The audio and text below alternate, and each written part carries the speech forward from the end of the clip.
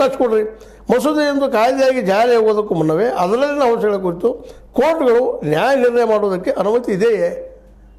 ಅವ್ರಿಗೆ ಅನುಮತಿ ಐತನು ಇದನ್ನು ನಿರ್ಧಾರ ಮಾಡಬೇಕಂತೇಳಿ.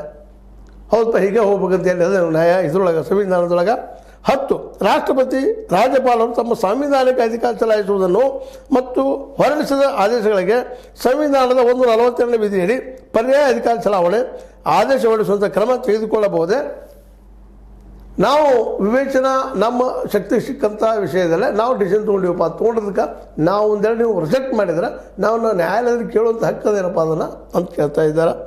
11ನೇದಾಗೆ ರಾಜ್ಯ ವಿಧಾನಸಭೆ ಅಂಗೀಕರಿಸಿದ ಮಸೂದೆಗೆ ರಾಜ್ಯಪಾಲರು ತಮಗಿರುವ ಅಧಿಕಾರ 200ನೇ ವಿಧಿಯಡಿ ಬಳಸಿ ಅಂಕಿತ ಹಾಕದೇ ಇದ್ದಾಗಲೂ ಅದು ಕಾನೂನಾಗಿ ಜಾರಿಗೆ ಬರಲು ಅವಕಾಶ ಇದೆಯೇ? ಒಂದೇನು ರಾಜ್ಯಪಾಲರಿಗೆ ಸಹಿ ಮಾಡದಿದ್ದರೆ ರಾಷ್ಟ್ರಪತಿಯವರು ಸಹಿ ಮಾಡದಿದ್ದರೂ ಸಹಿತ ಅದು ಕಾನೂನು ಆಗಬೇಕಾ ಆಗ್ತದೆ ಅನ್ನುವಂಥ ಮಾತನ್ನು ಹೇಳಿದ್ದಾರೆ. ಅದೇ ಕಾಲಕ್ಕೆ 12ನೇದಾಗೆ ಸಂವಿಧಾನದ 145 3ನೇ ವಿಧಿ ಪ್ರಕಾರ ಸುಪ್ರೀಂ ಕೋರ್ಟ್ನ ಯಾವುದೇ ನ್ಯಾಯಪೀಠವು ತನ್ನ ಮುಂದಿರುವ ಅರ್ಜಿಯು ಸಂವಿಧಾನ ವ್ಯಾಖ್ಯಾನಕ್ಕೆ ಸಂಬಂಧಿಸಿ ಮೂಲಭೂತ ಪ್ರಶ್ನೆಗಳನ್ನು ಒಳಗೊಂಡಿದೆ ಎಂಬ ಬಗ್ಗೆ ಮೊದಲು ತೀರ್ಮಾನಿಸುವುದು ಕಡ್ಡಾಯವಲ್ಲವೇ? ನಂತರ ಈ ವಿಚಾರವನ್ನು ಕನಿಷ್ಠ 5 ಸದಸ್ಯರು ಇರುವ ಪೀಠಕ್ಕೆ ವರ್ಗಾಯಿಸಬೇಕಲ್ಲವೇ? ಒಂದು ವೇಳೆ ಅಂತ ಇತ್ತಪ್ಪ ಏನು ಪ್ರಶ್ನೆ ಮಾಡೋದು ಸಂವಿಧಾನದ ಮೇಲೆ, ಸಂವಿಧಾನದ ಏನೋ ದೋಷ ಅನಿಸ್ತು ಅದು ಪ್ರಶ್ನೆ ಮಾಡೋ ಹಕ್ಕಿಲ್ವ ನಮಗೆ?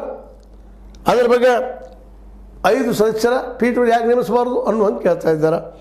ಅದೇ ಕಾಲಕ್ಕೆ 13ನೇದಾಗಿ ತನ್ನ ಮಂಜೂರು ಪ್ರಕರಣಗಳು ಅರ್ಜಿಯಲ್ಲಿನ ಅಂಶಗಳು ಸಂವಿಧಾನ ಅಥವಾ ಸದ್ಯ ಜಾರಿಯಲ್ಲಿರುವ ಕಾನೂನಿಗೆ ವಿರುದ್ಧವಾಗಿ ಇಲ್ಲವೇ ಅಸಮಂಜಸವಾಗಿದ್ದಾಗ ಮಾತ್ರ 142ನೇ ವಿಧಿಯಡಿ ಸುಪ್ರೀಂ ಕೋರ್ಟ್ ನಿರ್ದೇಶ ನೀಡಬೇಕು, ಆದೇಶ ಹೊರಡಿಸಬೇಕಲ್ಲವೇ?